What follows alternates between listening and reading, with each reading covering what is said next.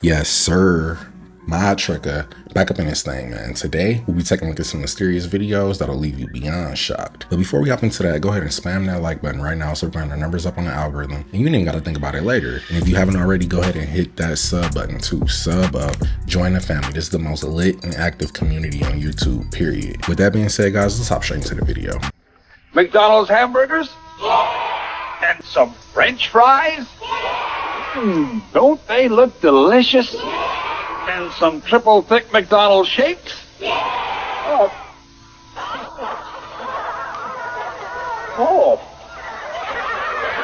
Well, we can always make good use of that. Ah, here they are. Triple thick McDonald's shakes. Why, they're empty. Say, you sure can get a lot in these bags, can't you?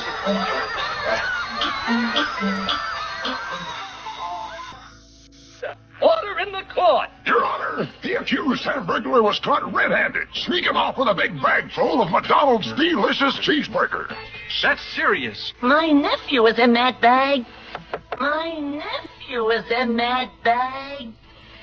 Why? Isn't that McDonald's hamburger delicious? Mom told me never to talk to strangers. Well, your brother's right as always, but I'm Ronald McDonald. Give me a McDonald's shake. Well, you sound like Ronald. Here, I'll prove it. I'll give you 3 more hamburgers.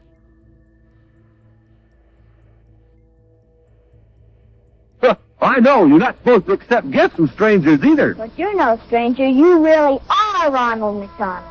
Now, I hope this is just bad marketing and not their way of telling us that we've been eating McTimmy burgers this whole time.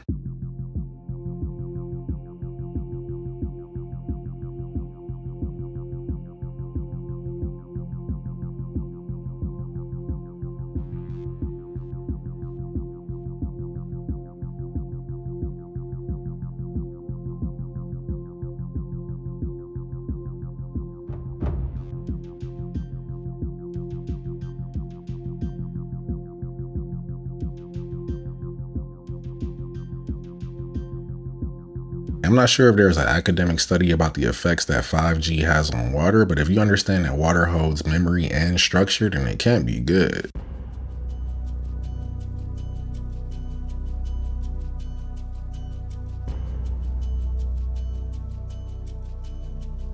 I feel like this was either caused by a very low magnitude earthquake or DJ Khaled was around the corner doing burpees. The New Jersey drone. Let's go! Half a year later, what's going on with it? Okay, so our buddy Daniel, who does a lot of like cinematography stuff for like 3-letter agencies. yeah, he's at this like convention, you know, like government technologies, all this stuff. He said there's a company out of New Jersey that showed up to do a demo with us today. They have developed a flying drone car and are the cause of all the UFO hysteria a few months back. The guy who piloted the car/drone told me this. They don't have to disclose these tests. There's certain protection that covers technology for companies awarded government contracts. You watch the video, that's exactly what people are seeing in New Jersey. Yes. He also sent a picture. It's a giant drone that releases smaller drones. Gosh, Star Wars. Dude, this is iRobot, dude. They literally, legally did not have to disclose what they were doing because of government contracts. I bet they were freaking out, all the press they were getting. Are they surveilling people with these drones? Oh, that's such a good question. Because if they don't have to disclose their flight logs, what they're doing as they test, well, what if it's a recon drone? They don't have to disclose any of their recon tests. So they could literally be collecting data in the R&D development phase. The loopholes are absolutely insane of what these government contractors can get away with. And they're put there on purpose. Oh, yeah. This might explain a few of the drone sightings, but we also saw a lot of orbs and plasmoids during that time, so I'm still waiting for that explanation. Alright, I get this signal, I pull out this rock, but for some reason, it causes the detector to go off. Look inside there. What the heck is that? What? It kind of looks like a quartz crystal with some sort of metal inside of it. If it's not that, then he might have discovered an extraterrestrial ice cube. I asked a simple question. Why is BlackRock allowed to buy single-family homes? But I did not expect that question would make hit the fan, because the post would not only get 2 million views, it would not only get community noted as being wrong, but community notes went out of their way to post that I was wrong on their timeline. And then I learned that this was a big deal to BlackRock. Like, they're paying for this search result, and they want to make it perfectly clear that BlackRock is not buying individual houses in the US. So then I thought, let me look a little bit deeper into this. Now, according to community notes, BlackRock does not buy homes. This post is likely referring to Blackstone, which does buy homes. Blackstone is the world's largest asset manager, a financial firm that manages over $1 trillion in assets and was founded in 1985. So I reposted community notes and I asked Grok if BlackRock and Blackstone had any common origins and who the 3 largest institutional investors are in Blackstone. And according to Grok, yes, BlackRock and Blackstone share common origins. BlackRock was founded in 1988 as Blackstone Financial Management, a subsidiary of Blackstone, and became independent in 1994 after Blackstone sold its stake to PNC. As of 2025, the top 3 institutional investors in Blackstone are Vanguard and BlackRock, who owns 51 million shares of the company. Oh, you silly peasant, it's just 51 million shares, which, okay, is about 6% of the company, and Vanguard owns about another 10%. But when you put that together, it gives them a lot of leverage over the board and the CEO. And I think this simple question getting 2 million views and clearly being viewed as threatening to big financial institutions touched on something deeper, that the American people are fed up, that the rules and regulations all seem structured to benefit Wall Street. Because the housing market is not a free market. It's fiat currency and government-backed loans. It's the institution that caused the 2008 financial collapse, and banks that were bailed out by you and me. And you and I and our children shouldn't have to get into a bidding war with Blackstone to buy our single-family home. Sure, BlackRock themselves might not be the ones buying up all the single-family homes, but if they own 51 million shares of Blackstone, they're given the capital to make the purchases.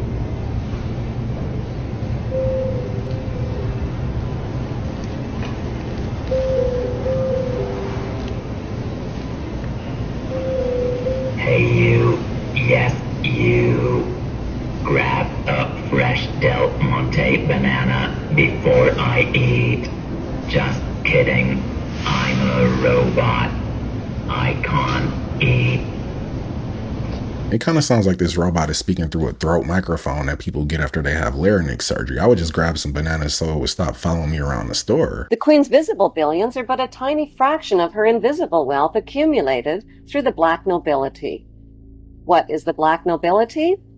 The black nobility is a wealthy aristocracy of elite ruling families who solidified their power in the 12th century by intermarrying with the wealthy godfather families of Venice, Italy. During the bloodbaths of the Christian Crusades, this brutal Italian oligarchy captured the trading monopolies. Over the centuries, the black nobility have used their power and wealth to plunder and exploit every corner of the globe. Dr. John Coleman's book, The Committee of 300, describes the history of terror committed by these inbred families on a grand scale. Today, they enrich themselves from the illegal and arms trade using well-distance intermediaries. An estimated $280 billion in flight capital and money flows into their secret Swiss accounts. Who are these ruling black nobility families? They include the House of Hanover, Germany, the House of Habsburg, Austria, the House of Orange, Netherlands, the House of Liechtenstein in Liechtenstein, and most importantly, the House of Guelph in Britain. All of these family houses can be found on Queen Elizabeth II's family tree. The black nobility are the founders of the Committee of 300, which is also known as the Illuminati or Illuminated Ones. Queen Elizabeth II is head of the committee of these 300 ruling families. The Illuminati was formed to achieve one main objective: one world government called the New World Order. NWO spells own, backwards. All of today's think tanks originate from the Committee of 300 and include the Round Table, the CFR Council on Foreign Relations, the United Nations, the Bilderbergs, the Club of Rome, the RIIA, and the Trilateral Commission founded by David Rockefeller. I don't know how true these claims are, so I definitely got to do my own research, but it kind of reminds me of the Netflix show The Gentleman, where that aristocratic family had financial struggles, so to stay afloat, they set up an underground grow operation. They might have been trying to tell us something.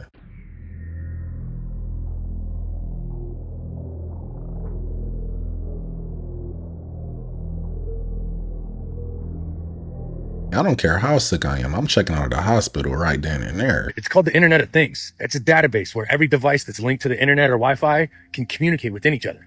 Refrigerators, washing machines, microwave, anything that has a signal that goes out to Wi-Fi is connected. The Internet of Things enables smart objects to communicate with each other and perform tasks autonomously.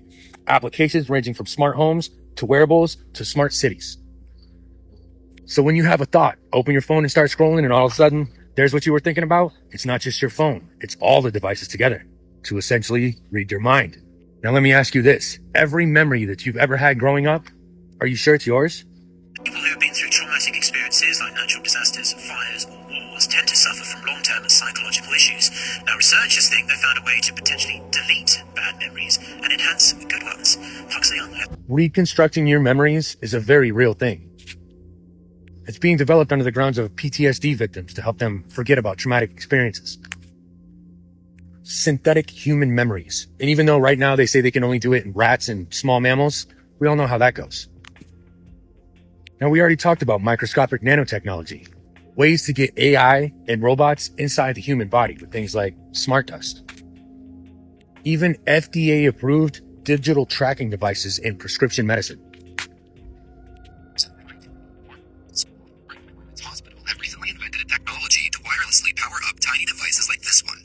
The human body. Even AI-driven robots that they can inject inside of you. Robots into a human's bloodstream sounds terrifying. But what if I told you science has developed so far that they are actually doing it on purpose? Nanobots in medicine represent a new technology that could save millions of lives. They are the size of antibodies, smaller even than our blood cells. But the hard truth is, if you're watching this, you are already a part of a database without any of those things. You, me, pretty much everyone in this world is already a part of a thing called the Internet of Bodies. This collection of all these devices as well as all the data that the devices are gathering about you. Your Apple Watches, your Fitbits, even the little rings that they use to scroll through TikTok, they're all a part of this. It's the reason why all these big tech companies want your data. They say it's to help navigate the internet and to heighten our online experiences. But I want you to pay attention to what this woman says at the end of this clip. The Internet of Bodies, or IOB, is actually an ecosystem. It's a bunch of devices that are connected to the internet that contain software and that either collect personal health data about you or can alter the body's function. Alter the body's function. Now, don't get me wrong. This could all have huge benefits for humankind, like controlling your iPhone with your brain. But don't forget, this can go both ways. It's starting to feel like all of this advanced technology is actually hurting humanity a lot more than it's helping, because I don't think anybody asks to control an iPhone with their brains. It actually requires less thought to just use my fingers.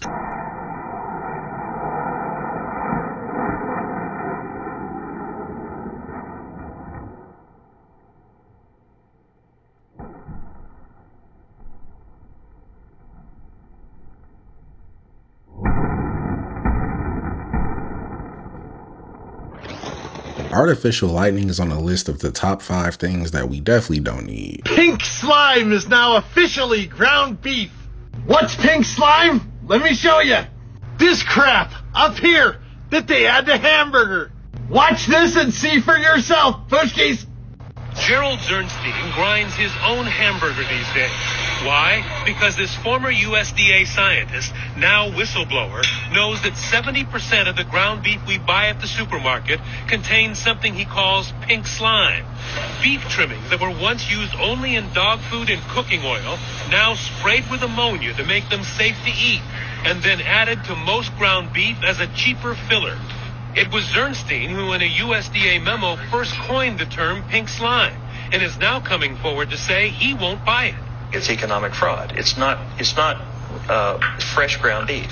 It's a substitute. It's a cheap substitute being added in. Zernstein and his fellow USDA scientist Carl Custer both warned against using what the industry calls lean, finely textured beef, and is widely known now as pink slime. but their government bosses overruled them. Why didn't you consider it beef?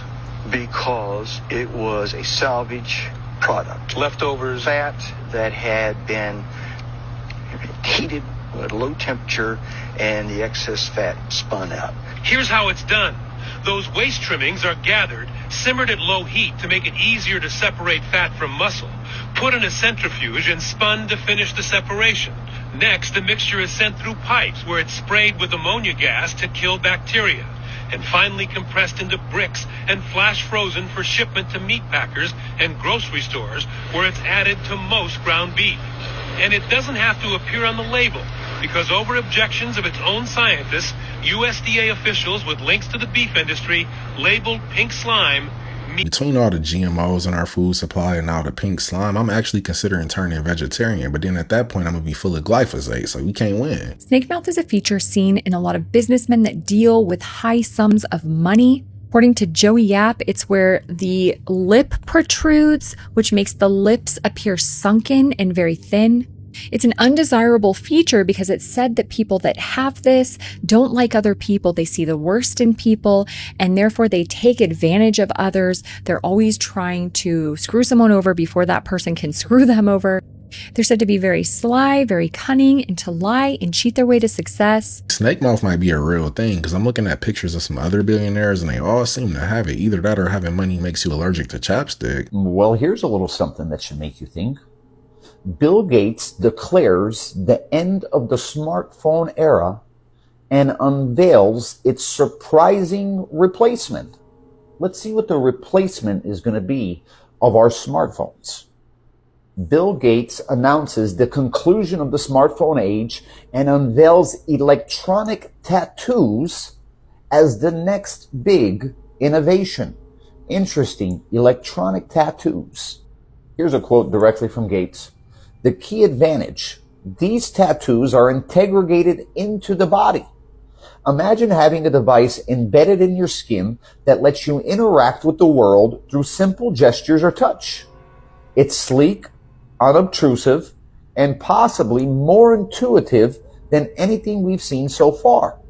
The tattoos are powered by tiny nanocapacitors, and they don't require bulky batteries or displays, making them a far more subtle alternative to today's mobile devices. And let's see exactly what they'll be used for. A communication conduit facilitating messaging, internet browsing, and door unlocking. A health monitor observing metrics such as heart rate, body temperature, sleep patterns, and early illness detection. Also, a security apparatus functioning as a password, digital identification, or payment method. Call me crazy, but the mark of the beast will soon fall upon those who dwell on the earth. The technology is here. The Illuminati needs a new spokesperson, because hearing this come from Bill Gates not only makes me never want to get this tattoo, but now I want to get rid of my smartphone altogether. Larry Fink has just been approved as co-chair of the World Economic Forum.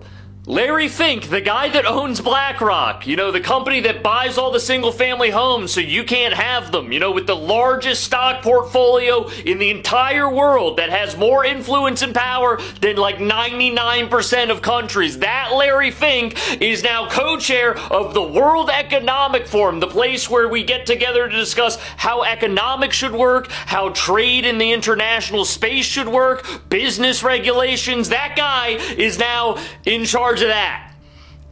This is like when Chancellor Palpatine said, "I am the Senate." This is a dystopian nightmare we're living in. I never thought there would be a day where I actually prefer Klaus Schwab being the chair of the World Economic Forum, because at least when he said you will own nothing and be happy, it was just a catchphrase. Under Larry Fink, that might actually be true because BlackRock is going to buy everything. If you have spare bedrooms in your house or apartment, you may soon be taxed extra for it. This is what lawmakers in Australia are proposing as a radical plan to address their housing and affordability crisis. Now, last week, during the country's economic reform roundtable, one of the several proposals that they made would work by disincentivizing or punishing people who have spare bedrooms. For example, if you are a family of 3 but you have 5 bedrooms, you would be taxed extra for those 2 additional bedrooms. And this is because Australia has a bit of a problem. They simply don't have enough homes, which has caused house prices to skyrocket, and since they consistently fall short of their annual target of building 240,000 new houses, they're now being forced to find ways of making space with the houses they've already got. But some people are outraged about this, saying that it's intrusive and that if they have empty bedrooms, it's for guests or storage. They argue that this is an infringement on privacy and freedom and that it's unfair to expense those who have retired. But what do you guys think? Is this going too far, or is it necessary to ensure everyone has a home? Somewhere along the way, we really lost the plot because they'll tax you for having a spare bedroom, but will let billionaires get away with paying 0 taxes.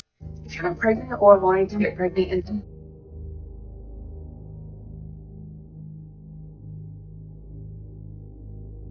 if your house is haunted to the point where a ghost threw a tapeworm at you, you gotta call in the experts.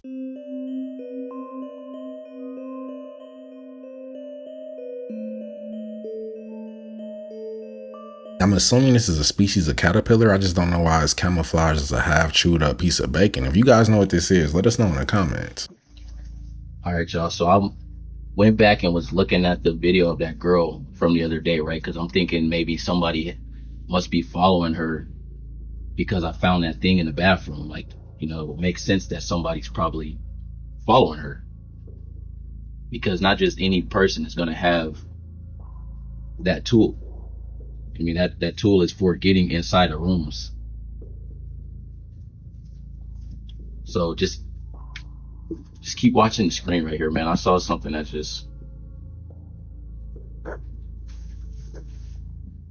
Because I'm thinking somebody's following her. Watch, let me fast forward. Watch this.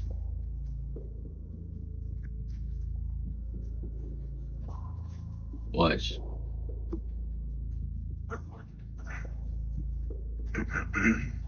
That's just the housekeeper down there. See? Right there. Right there. I don't know what that was. This is crazy. How do y'all explain that? Somebody explain that to me. And y'all think that's crazy. Keep watching like right by that door right there, by that table. Keep watching right over by there. Whole time I'm thinking somebody following her. So we trying to go over the film and just keep watching. Look. My hand is shaking. Right there. What is that? What the heck? Bro, that's a rock from that table right there. Those are stones and those in bowls right there by that table. And that one of them stones just fell on the floor. And there's no way that should happen because there's no wind in there. Wind ain't even gonna do that though. This is crazy, yo. I don't know. Somebody explain this to me. Please somebody explain to me what the hell that just was. And the shadow on the wall and the rock flying out the bowl are strange, but this whole situation reminds me a little too much of the Cecil Hotel Elisa Lam case, almost as if it was staged. If not, they need to flood the whole building with holy water ASAP. Hey, whoever built this bridge right here in St. Louis, right across the street from Busch Stadium, right here, fired. Let me tell you why. Look at this. Oh yeah, that's right. Look at this.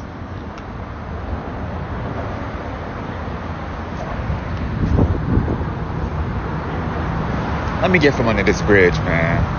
I hope these are just extra unnecessary bolts, because if not, the only thing holding up this bridge is a woman of prayer. I've seen a few videos on it, and I really want to talk about my experience with the Old Man of the Lake. If you don't know what I'm talking about, this is the Old Man of the Lake. It is a 450-year-old hemlock stump that has been floating around upright like this in Crater Lake for, documented, the last 130 years, but potentially longer than that.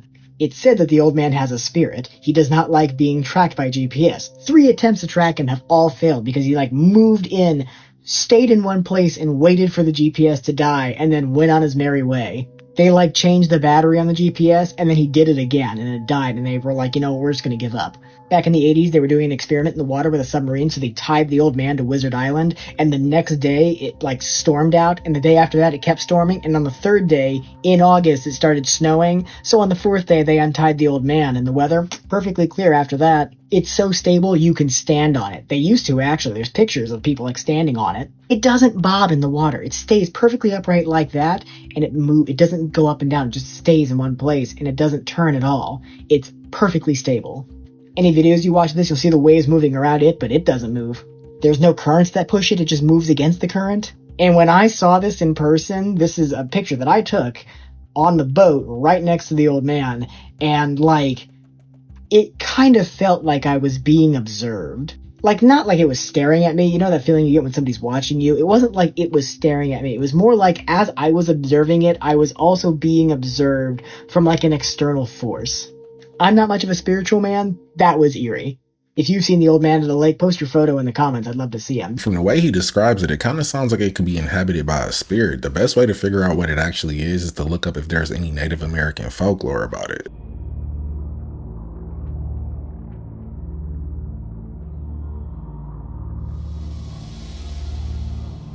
I'm not getting in the tub after this. I'd rather go to bed musty. Egypt, off the coast of Alexandria. Take a look at this. Remnants of a 2,000-year-old city lifted out of the sea and into the 21st century. The ruins include statues and buildings that may have served as homes and places of worship. If they're just now discovering this in 2025 and it's been laying off the coast of Egypt, then this could prove that there's a lot of other sunken civilizations out there, i.e. Atlantis. Jim, I want to ask you one last question. Is it possible that this was Camelot? America? Kentuckiana? Sure. What a wonderful thought. We think we know where Camelot is over there. But to answer your full question, we know Arthur was here and flipped out of here probably 14 miles north of the falls. The Falls of the Ohio. The Falls of the Ohio. We've got a stone that was set up in his launching. Amazing. He was mummified, wrapped and put in his golden armor, wrapped in deerskin and taken back and hidden over there. I feel like we've been lied to about our history so much that this is actually plausible.